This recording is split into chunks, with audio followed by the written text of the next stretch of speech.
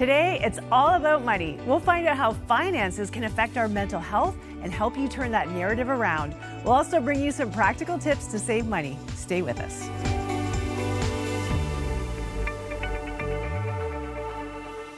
Welcome to 100 Huntley Street. We're so glad that you joined us. And man, we have some good financial tips for you today. And part of that is coming from Will McLaughlin from Christians Against Poverty.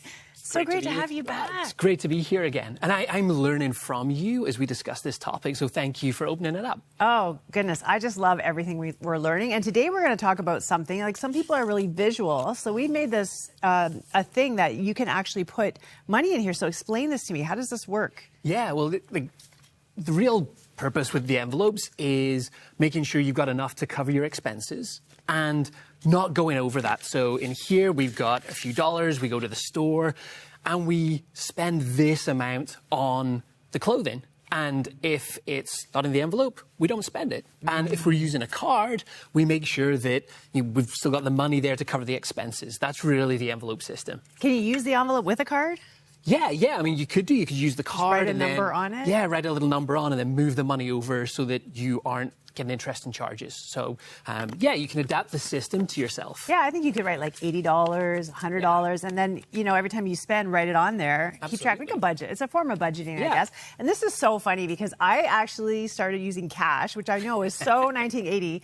To buy groceries just a few months ago because I just said, I'm not doing anything different, but it's growing. Mm-hmm. Yeah, and I can't keep living like this. This is not helpful for me. I need to be better at this. So I just said, okay, I'm taking cash out every paycheck. Yeah. And then this is the cash I have for groceries. And it's funny how it makes you make different decisions because you're like, I really want to buy that amazing cheese that I really love. That's going to take up, $15. Yeah. Well, what about this, which is basic, something that I really need? And you start making different decisions.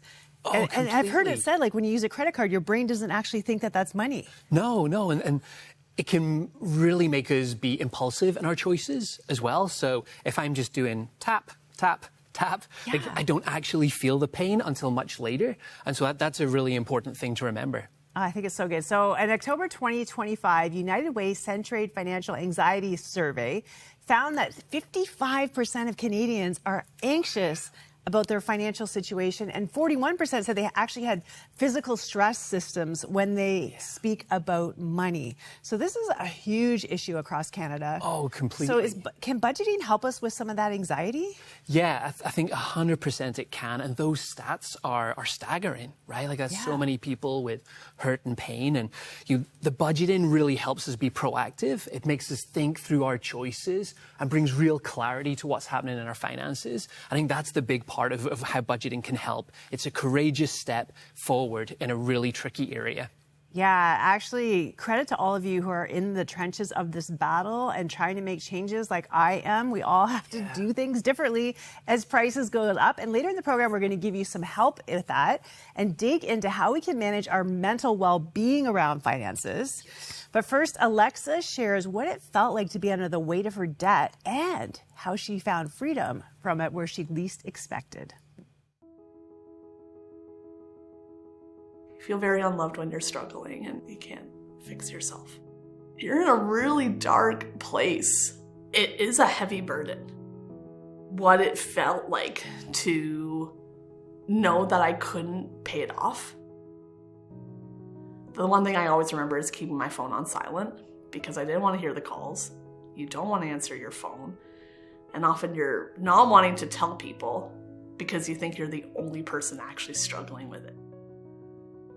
Vulnerability is so hard on any given day, but vulnerability in terms of debt, it steals your joy and your peace almost immediately. I think I could have moments of joy for sure, or even moments of peace, but it would be gone because I just felt like my mistakes were just all piled up here beside me.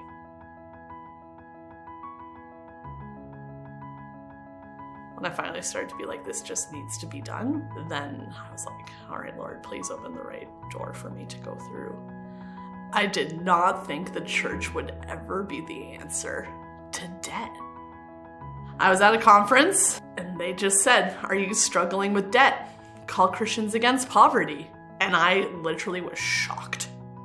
I think I took a breath of fresh air for the first time because it felt safe enough to share. And I did not feel judged in any way. I felt very heard and very loved. And I knew that I wasn't doing this alone anymore. When I met with my debt coach, they gave me a list of paperwork that I needed to collect. And so I knew, all right, this is what I need to do right now. The pace was walkable. I think with knowing my next steps, there was a peace that came. Oh my gosh, it was just like, it was the breakthrough I was waiting for years for. And so to be able to finally have those hopeful conversations instead of the shameful conversations, oh my gosh, there will literally be a day where I will send in that last payment and this will be done, and it will really be done. And there was such a renewed sense of purpose and joy for my life. The fact that it just wasn't stealing my thoughts anymore. I could sleep at night because my debts are being paid. My phone's not ringing unless it's actually people who want to call and I want to talk to. What a day! I have budget for leisure. What do I want to do this month with my friends? It doesn't cost much to have fun. And so I found myself making better financial decisions and enjoying life. I had a tool for how to finance well, but it didn't feel restrictive anymore. And so the fact that I could find fulfillment and joy in my life just made me want to do those things even more. The one thing I really enjoyed from CAP was that every month I got a monthly statement, and I would see that balance getting lower and lower. So I'm like, oh, let's go. This balance is literally shrinking and there's no interest. So I'm like, it's not gonna shrink and go up. It's just disappearing. And I think there's the importance that I was making the payments. I'm not a failure. I'm making all the right decisions for this to finish. And once it's done, then I can dream even more. So each month I knew, okay, with every paycheck, I send this amount to CAP. And that would be always the first thing I did. But then as the months continued on, it just became like paying my phone bill. I wasn't thinking about it anymore. And I wasn't worried that I wasn't going to have enough because every month I had enough. And then I remember being like, I literally have one more payment. We've finally arrived and this is finally over. And I was just like, that chapter's over. That burden is gone. It's time to live my life now.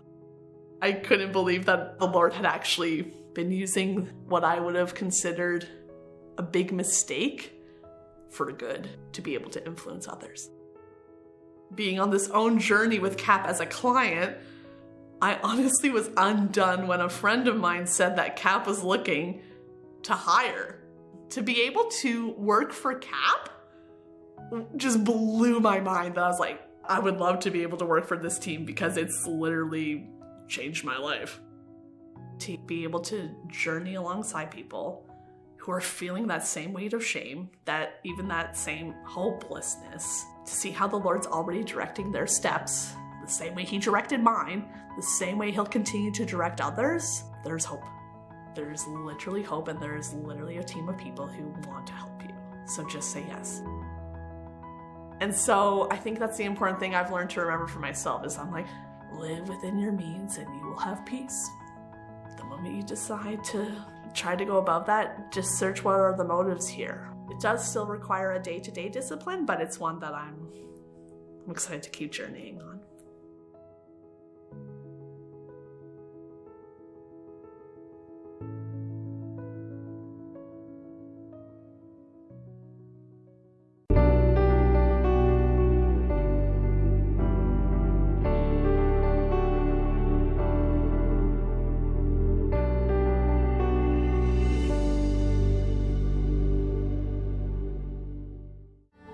Coming up on 100 Huntley Street, destitute, abandoned, assaulted. We take you to a unique program on the coast of Kenya that gives these girls a marketable skill and helps heal their traumatized hearts.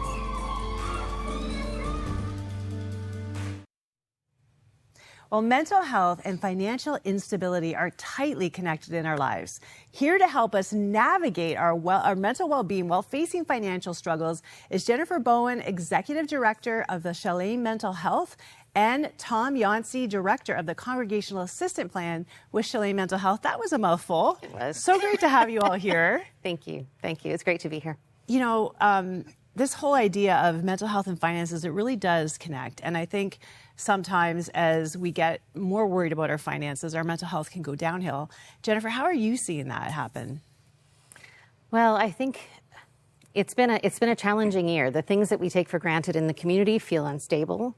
I was talking with a family a couple of weeks ago. We were talking about being grounded, which is a word we used in psychotherapy, of feeling well, feeling in your body, feeling in the moment. And as I talked about being grounded, someone said, how do you be grounded when the tectonic plates under your feet feel like they're moving? When the assumptions that we had about our financial life, the jobs that we thought were really stable, healthy relationships with the companies that we work with, for a lot of Canadians, it's changing. People are concerned now about retirement. There's a lot of real stress. Sometimes it's perceived. Sometimes people are afraid of elevators, and we try to talk them out of elevators are safe. But with financial stress, it's real, and people are having to roll up their sleeves and be more creative than they have been in the past. Causes a lot of stress. Yeah, absolutely. I see that as well, not just in my own life, but the lives of the people I care about. Tom, we heard from Alexa just a little bit earlier in the program talking about the burden that she felt, the heaviness of it. What would you say to somebody who is feeling that heavy burden about financial stress? Yeah, it's normal. It's okay. One of the challenges in these moments when stress is really heavy and that burden is really heavy is to honor that experience that we're having, not to minimize it, but to validate the very real emotions that we're experiencing as we're trying to navigate these challenges. And that can be hard because sometimes we can feel that pressure as followers of Jesus to say, oh, I just need to have more faith in God, or I just need to trust God more. And the reality is these emotions, the stress, the anxiety that can come with financial stress, those are gifts from God. Those emotions are gifts from God. They're signals to us of what's going on. And stress is a motivator, right? It challenges us to move forward and take steps. And so honoring and validating those emotions that we're experiencing in those moments, while also holding space for what we know to be true about God's character, that He's faithful, that He's our provider, and giving ourselves permission to hold space for both of those things at the same time, gives us that freedom to be grounded, to be present in this moment, to feel and to trust at the same time. I love that, because I think too there's always that little devil voice on your shoulder saying, like, you're experiencing this financial hardship because you did something wrong, because God's supposed to bless us. So if He's not providing, then it's our fault, right? I mean, those are the kinds of things we're often telling ourselves. And then on top of it, we're comparing ourselves to everyone around us. And because we don't talk about it, we think everyone else is fine and I'm not fine. Jennifer, what's the impact of comparing ourselves to everyone else that looks like they're doing great, especially on socials? Oh, on socials, it's devastating. There's a lot of studies about how we only post the good days. And so we look at our friends and think, wow, they're taking a selfie and they're at the beach. There's no way I'm going to afford a vacation anytime soon. And it's really, really discouraging. We compare and we assume that we're doing something wrong, and it creates shame. And shame is not an emotion that motivates change, that brings hope. Shame kind of deflates us. It speaks to, do I have worth? Does God love me? Do I have possibility in my life to grow and to change and have a future? We know that God thinks that, but when we compare to other people, we come down. So if I am that person who just falls into comparison, not meaning to, but it happens, what are some strategies I could use to help overcome that? That's fascinating. Some strategies to not care. One of the things that we started talking about for the very first time during the pandemic was to limit socials. We've known for a long time that it can be problematic. However, for a lot of people felt a lot of anxiety at the beginning of the pandemic of what's happening. Society feels like it's changing. And we would say, if you need the news, do the news from 6 to 7, but maybe don't have the news playing all day. If you are feeling really nervous about comparing yourself to others, and that's creating more anxiety around finances, make some decisions about how often you're sitting down on your socials and what your goals are. Maybe set yourself an alarm. Maybe sit with a loved one and do socials together and agree on it, and then decide to turn them off. limiting consumption can be really useful. Yeah. I did that during the pandemic Did and you? still do it at times. Like Yeah. you have to kind of monitor, like what are you consuming and how is it affecting you? Yeah. And Tom, right now, what you're consuming, the headlines, tariffs, the economy, job loss, like it's hitting us so hard. How do we deal with this, this doom scrolling that happens to all of us? Yeah. I think those limits are a big part of with the doom scrolling specifically, and then also honoring the context that we live in, and whether that's through a journaling practice or talking with friends and family, but speaking out loud, like I'm in a different context right now than I was in maybe 10 years ago in terms of what's all outside of my control. There are certain things that are in my control. There are certain things that are outside of my control. And in these moments of stress, it can feel tempting to just lump it all together. But naming and honoring the fact that there are things that are outside of our control, and all we can do is navigate and walk through the things that are in our control. Yeah, and you head this up for Chalet Mental Health, the Congregational Assistance Program. So how do you help the local church help people like us who are struggling with our finances and or mental health? Yeah. So as an organization, Shalem, one of our big hopes is to support churches and Christian communities, Christian schools, nonprofits, as they do their best in their context to support mental health in their communities. And one of those ways is with the Congregational Assistance Plan. And with that program specifically, we use an employee assistance plan type model, if you know the benefit system, where the church, the school, the nonprofit can pay a yearly fee based on the number of households in their congregation and the percentage of people that use it, so that every single individual in their congregation, in their community, has access to 6 free counseling sessions per calendar year. And so what we're doing with that is we're helping the church to bridge the gap, much like the church has done with physical health over the centuries, being the first ones to build hospitals and put nurses into the community and things like that.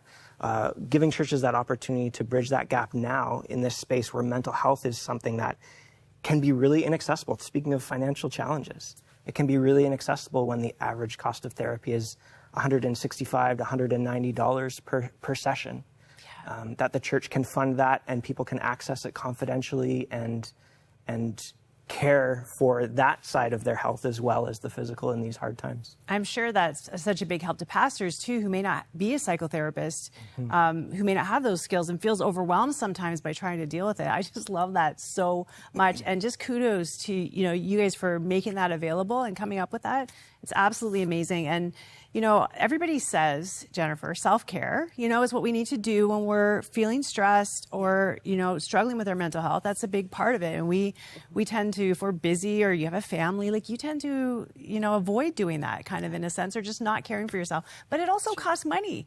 I'm going to get a facial or a massage or counseling even is a form of self-care. Like, what are some ways that we can do it that's not going to put us into worse situations financially? Yeah. I'm really glad that you asked that question, because when I give presentations to the community and self-care comes up, invariably, when I ask for examples, massages, pedicures are at the top of the list.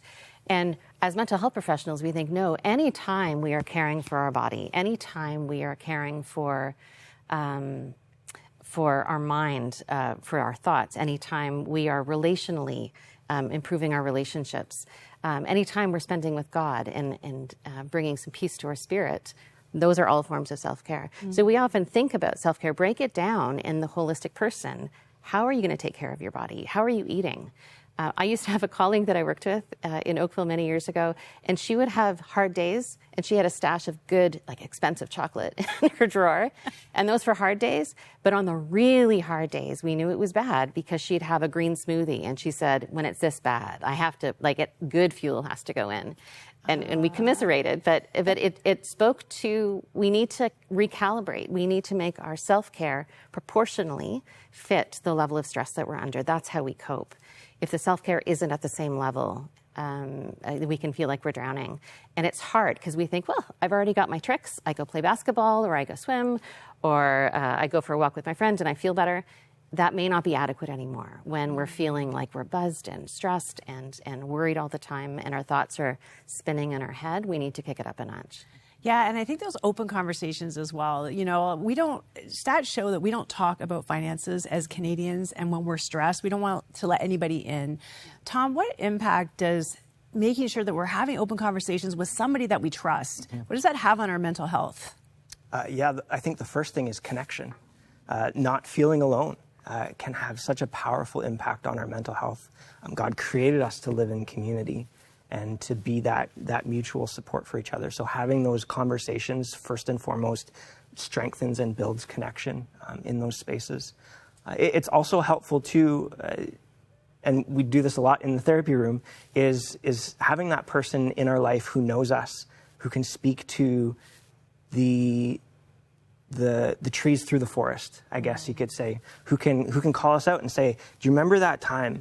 Remember that time 10 years ago when, the situation was different, the challenges were different, and in that moment, this is how God was faithful to you. You remember that time when, in that moment, you used all those skills you developed in the 5 years before as you were going through school to move through that moment. You still have those skills. You can move through this moment too. So having that kind of like the lifting the arms, that was Aaron. For Moses. Yeah. Lifting the arms up kind of moment, that connection, and also that reminder of these are all of the things that you've come through to get here, and God's still the same as he was back then.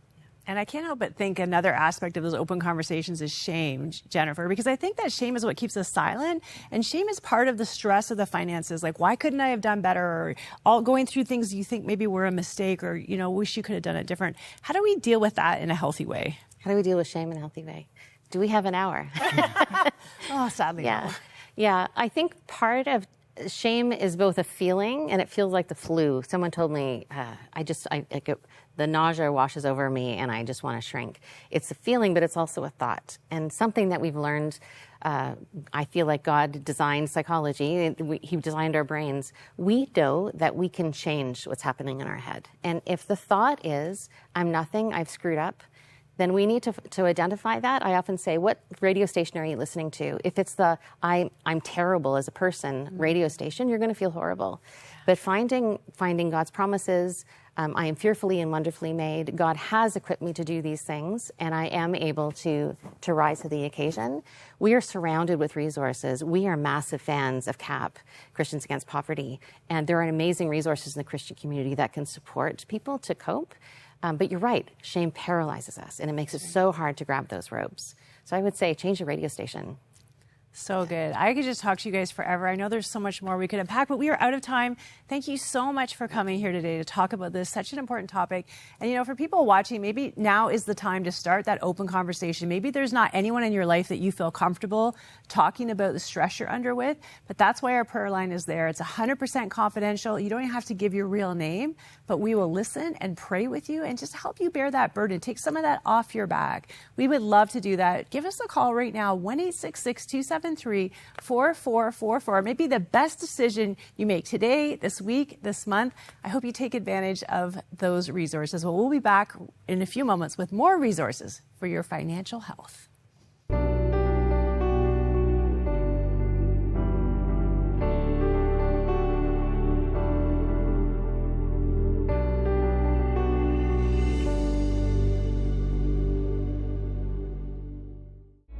Feeling overwhelmed by money stress and shame? You're not alone. Too many of us carry the quiet burden of debt, anxiety, and fear around finances. But there's hope, and you don't have to walk this road alone. Join us Saturday, November 22nd for Moving Forward in Faith and Finances, presented by Crossroads and Christians Against Poverty. A free event with encouragement, practical tools, and spiritual support. Go to crossroads.ca/faith and finances. Your journey forward begins here. What an encouraging segment. And this whole conference where we want to step into this area is all about trying to bring that same sense of peace and hope and lift that sense of shame. So we would love you to be at that conference if you are around here. It's happening on Saturday, November the 22nd, from 9 to 12 at the Crossroads Unity Commons here at 1295 North Service Road, Burlington. Free admission. We'd love to see you there. Yeah, you know what? I think this is so important because as people of faith, or even if you don't have faith, we might be secretly praying to God, saying, please help me, I don't know what to do. Yeah. That is so important. We need heavenly help. But we also have help right here on earth that is practical, and we need to apply ourselves to learning the lessons and trying to make those changes. It's not either or, it's if and as well as. Absolutely, Cheryl. So I just want to encourage you to check out this conference. If you can't check out the conference, where do they go online to find out more about your money courses? Yeah, absolutely. People can go to our website, and it's capcanada.org, and send an email, reach out to us, connect with us, and they'll be able to find out about the courses that might be happening in the local community. Yeah, it's available for you. So definitely make use of those resources, because this week is all about helping us be the best we can be for God, for our families, for the people around us. And finances are a part of that. Personal finance expert Tim Sesnick has more. Now, maybe you've heard of the 4 pillars of well-being, and really they include spiritual well-being, physical well-being, mental or emotional well-being, and relational or social well-being. These are all important parts of life. Someone asked me recently, are our finances or is our financial well-being also one of those pillars of well-being? That's a good question. I think money itself doesn't actually define well-being. So whether you have a lot or you have a little, you can be considered to be in a state of well-being, maybe the state God wants you to be in. He's put you where you are, and He's blessed you with what you have. And for some people, that means having more. For some people, that may mean having less. So it's not the amount of money that we have that defines our well-being. But money does, though, have an impact on those other areas of pillars, if you will, of well-being. So, for example, spiritually, money can actually test our trust of God and test our ability to be stewards of what God has entrusted to us. Our money also has a physical impact. Maybe it can impact our physical well-being because it leads to stress if we don't have enough. Mental well-being or emotional well-being is also impacted by the money that we have, because bad money habits, for example, can be very stressful for people. Getting out of those situations can be very difficult. And relational or social aspects of our lives are affected by money. You know, many people go through marital challenges, and sometimes that's driven a lot by finances and what people are doing with the money, or what a couple is doing with their money. So money itself does not define our well-being, but does have a very important role to play in our well-being overall. And because of that, it's very important that we take the time to understand what God's Word says about finances and how we ought to be managing the resources that God has given to us. Thanks so much, Tim. Okay, so we see that money is affecting so many things about us, our families. Even we take it out sometimes in the people around us that we don't mean to, because we're overwhelmed, we're grumpy, we feel helpless in life. And so sometimes even we're trying to control everything because we can't control this one big thing in our life. And, sometimes we need God's help to show us those behavior patterns, to help us have peace in the midst of it. And I thought now would be an amazing time to pray, Will. And I was wondering if you pray for someone watching right now who's under this kind of stress. Absolutely. Because inviting God into this is exactly what we need to do. It isn't all on us. And let's take a moment just to pray. Lord, thank you for what you have been saying to us over this week, and for what Jennifer and Tom have shared about shame and moving forward. And Father, I just pray for anybody right now at home who is feeling that weight on their shoulders, who feels alone, who feels vulnerable. Would they know that you are with them? Lord, would you set the captives free? For those of us who can't see a way forward, would you open our eyes? Would you help us to know that you are with us in the midst of all of the struggles and all of the pain? That you see us, that you are moved with compassion towards us. God, we are so thankful that we don't do this alone. Thank you, Father, in your name and for your glory. Amen. Amen. Thank you so much. I think going to God, that's where we find our peace. Sometimes we neglect that in the busyness and pressures of life. But man, that is like literally the one thing that can not only change the circumstance, but it can change you. It can give you the peace and the rest and the hope that you need. So I hope you do that today. Thank you so much for joining us. Make sure to tune in for the rest of the week. Bye.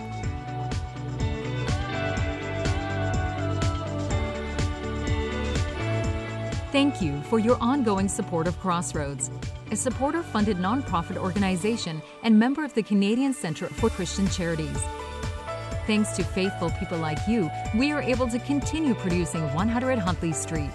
You can write to Crossroads, P.O. Box 5100, Burlington, Ontario, L7R4M2, or visit crossroads.ca to learn more about our programs.